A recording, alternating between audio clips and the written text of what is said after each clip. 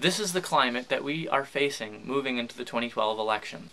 Obama is largely a disappointment. He's not been a leader on progressive issues as many had hoped that he would be. Instead, he's opted for governing from a center that does not exist. Now, the right wing has attacked him as being a socialist, which he isn't. I wish he was. In international terms, the extremes between the left wing and the right wing are measured very differently than they are here in the United States. In international terms, communism is the extreme left wing. Fascism is the extreme right wing, and democratic socialism is the center. The GOP and the DNC occupy a very tiny sliver of this much larger political spectrum, but that's a subject for a whole other video. Now, on average, about 60% of the voting age population decides not to vote in presidential years. In midterm elections and non-national elections, voter turnout is even lower. The 2008 election, however, was an exception to that, with 56.8% of the voting age population taking part in that election. That was the highest voting turnout that we've seen since 1968. Regardless of what you think of Obama, of his policies, of how he's led or not led, the energy that he created was real. Obama for America, or OFA, which became Organizing for America, had generated a very dedicated and active following. Lots of people who were fired up, ready to go. Fired up, ready to go, fired up, ready to go. But after the election, Obama stopped calling on grassroots support, instead focusing on making backroom deals. And so all those people who were fired up and ready to go burned out and had nowhere to go. The biggest failure of the Obama presidency so far, and the thing that has led to every failure of his presidency since then, was his failure to parlay this energy created by the campaign into fundamental governmental reform. The thing that has set up every other failure of his presidency has not been the right-wing attack machine or Andrew Breitbart or any of this other stuff. It's been the fact that he handed OFA over to DNC controls. Rahm Emanuel, in his White House, was only concerned with winning Democratic seats for the sake of winning Democratic seats, rather than fundamental structural reform or going after Democratic candidates who are essentially Republicans. The problem with that thinking is that the wave of energy that swept Obama into office in 2008 doesn't care about what color the seats are. They don't care about winning more seats for Democrats for the sake of winning more Democratic seats. What they wanted was meaningful reform. What we've gotten instead is a bunch of pussyfooting about Wall Street regulation, a bunch of pussyfooting about gay rights, human rights, civil liberties, and 2 more wars. We now have twice as many wars as we were fighting under George W. Bush. Now, there are those who get upset by me saying these sorts of things because they think that we should support the Democrats no matter what, and pointing out their flaws or when they're acting like Republicans hurts their chances of re-election. And their argument supporting this thinking is that half a loaf or a quarter of a loaf or an eighth of a loaf or a 16th of a loaf or just a crumb from a loaf is better than no loaf at all.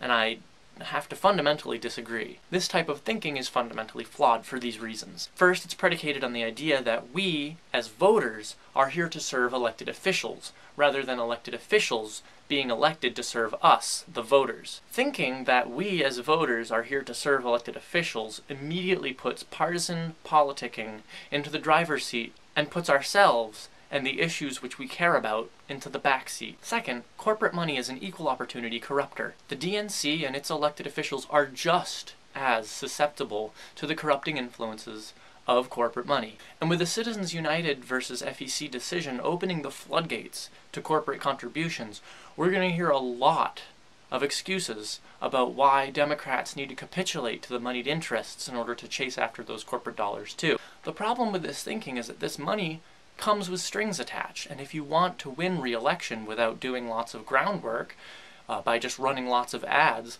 then you need to do what your corporate masters tell you to do.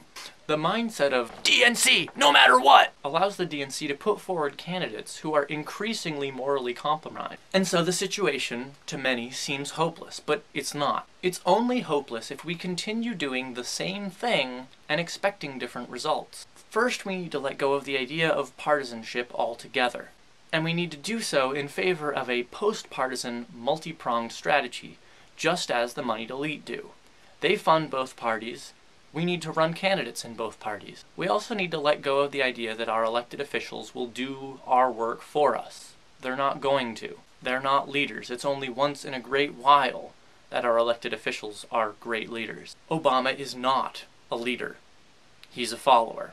We can either force him to work for our vote and to follow us, or we can commit to voting for him in 2012 no matter what, and allow him to continue chasing after corporate dollars. I myself am remaining aloof. He can still win my vote, but he's going to have to work for it. He's going to have to change what he's doing drastically. This idea that we must support the DNC no matter what is also ahistoric. In history, the progressive movement was at its most successful when the power structure faced opposition from all sides. The progressive movement started as a factional movement within the GOP, but it spread to both parties. Also, the Nonpartisan League empowered voters and allowed ordinary citizens to run for office and to force the power structure to capitulate to their demands. Eugene V. Debs was running as a socialist candidate, making the progressives seem tame by comparison. It was within this political climate that progressive legislative change was made. Sweeping progressive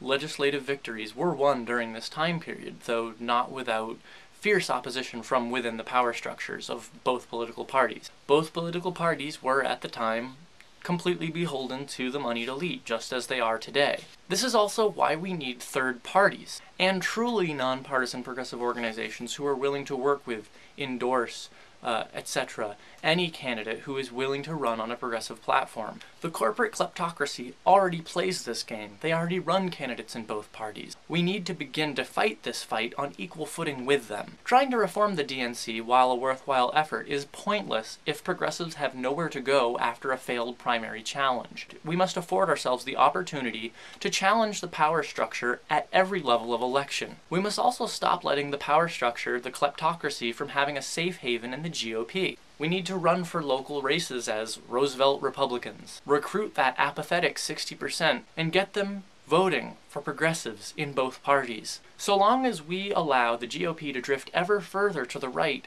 the DNC is going to follow after them, as they're both chasing after the same corporate dollars. And as the DNC slides with them, reform becomes impossible. If we force the GOP back to the left, the DNC will have to scramble in order to make up ground and position themselves once again as being to the left. The DNC prides itself on being the party of the little guy, the party of progressives, the party of the people. And if progressives running in the Republican Party take positions further to the left than their corporate Democrat opponent, it will call their bluff. Despite the Tea Party and all these other AstroTurf organizations, actual participation in local RNC chapters is down nationally and has been. It's not impossible to win local elections as a Republican on a progressive slate. For instance, in the long term, I will not vote for Ron Paul for president in the general election. I just won't do it. I don't support him on economic policies. However, I am seriously thinking about switching my party affiliation to vote for Ron Paul in the Republican primary. I would like to see Ron Paul win the Republican primary and then face Obama in the debates. This would force Obama to debate serious issues, such as our imperial foreign policy, torture, civil liberties, warrantless wiretapping. And since Ron Paul is a Randian regressive, it will also force Obama to make the case in defense of government. Now, anti-war leftist opposition coming from the right wing would force Obama into a corner. Either he will have to declare his allegiance to the corporate paymasters, or he will be forced back to the left and to stand with his progressive base. You know, the people who elected him. If he doesn't do this, he will lose, just as the Democrats lost Congress in 2010. What Obama does is up to him. What political climate we create as a context for his decision is up to us. So get to work. This is the Punk Patriot, to life, liberty, and pursuit of a less fucked up government.